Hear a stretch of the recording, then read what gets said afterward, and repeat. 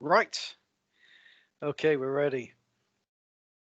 Okay, so here we are. Welcome. This is the first in a series of discussions with Clive Brady, Chairman of the BWA. We call it Five with Clive. We're going to take 5 minutes to talk about a specific subject. So, first one on our first session is it's got to be Brexit. So, Clive, we're just under 6 weeks away from the transition date. End of transition is 11 p.m. on the 31st of December. Is the customs and excise industry ready? Hi, Graham. Good evening. Simple answer to that, Graham, is no, sadly. But that's not to say it can't be. And I think, we as BWA need to ensure or to provide all the opportunity our members need to actually be ready. But no, this is all very back-ended. I mean, we've spoken numerous occasions about this, on committee meetings, on the webinars that we're holding with HMRC, is that one of the concerns is very back-ended. And I can give numerous examples, in which way that is, not only in terms of the guidance coming out from HMRC, but also IT solutions that are meant to be in place for the 1st of January. I mean, as we sit here now this evening, on Sunday evening, some of these IT solutions are still being built and developed by IT software houses engaged by HMRC. And we're less than 40 days away from EU exit. So how could we be ready, Graham? I mean, the tools are not totally available to us as traders. And that's something that absolutely HMRC need to address and need to address quickly. Okay. So what are the main areas that companies should be focusing on and looking at the moment? I think for me, as we've been saying for a while now, is engagement with their supply chain partners. Okay. I think that's the first and foremost, the suppliers, their hauliers, their agents, and their customers. I think the key to a smoother transition and the end of the transition period as we can get is that everybody in that supply chain needs to understand what they need to do.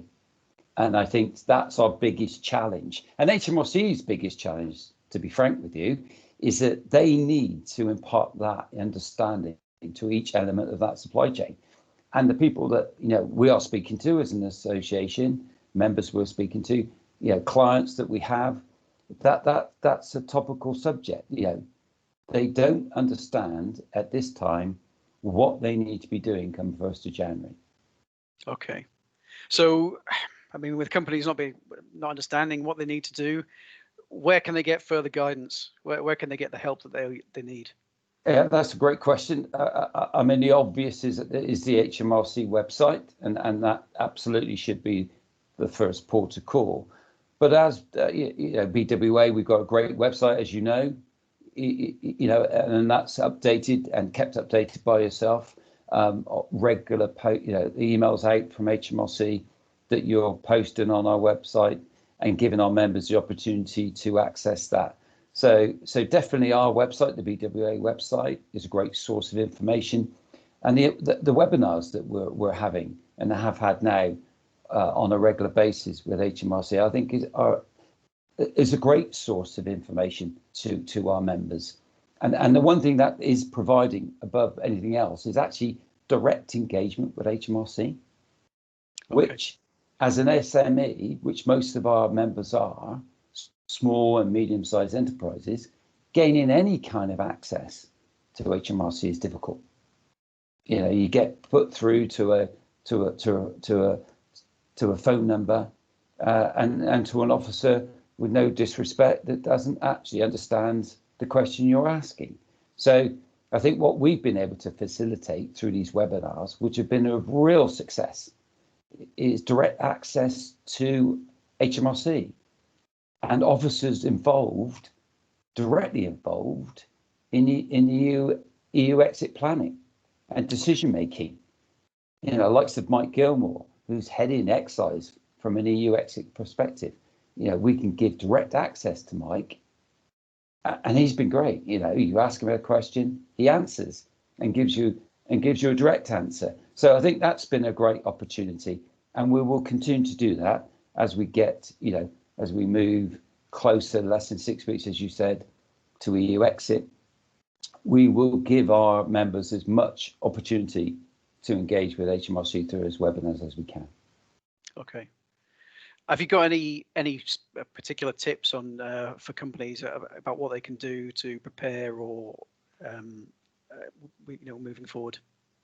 What I think is to address the situation. You're seeing, advertisements. I've just come up to my office this evening, watched the, are you ready for the 1st of January? I think there's great advertisements out there. I think for me is to take it seriously. You need to address the issue, understand what the requirements are. I think each member, if you're a trader, if you're moving goods into the UK, if you're moving goods to Northern Ireland, if you're moving goods out of the UK, you need to understand what those new requirements are. And they are new requirements.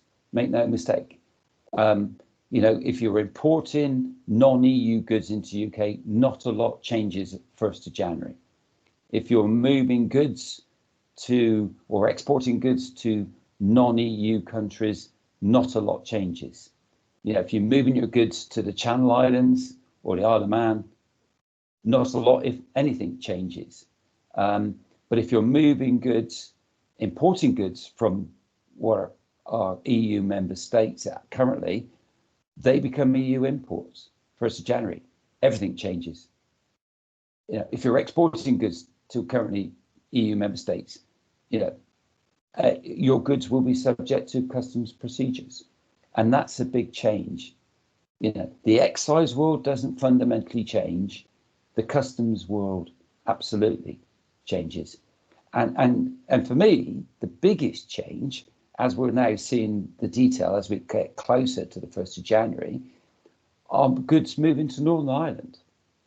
I think we are going to have to deal with onerous requirements that are going to cost traders, members, money to move their goods into Northern Ireland. And what was simply a UK kind of domestic transport leg becomes a frontier movement. And all the ramifications for that, which means there's a customs procedure, declaration, and a cost that needs to be understood and absorbed. Certainly going to be a lot of work. Well, thanks very much, Clive. That's just over 5 minutes, but I think we've done well. And I know we've got a lot to say, so we'll do some more of these going forward in order to help people get through the EU exit. Looking forward to it, Graham, and I'm looking forward to the next one already. Thank you very much. You take care.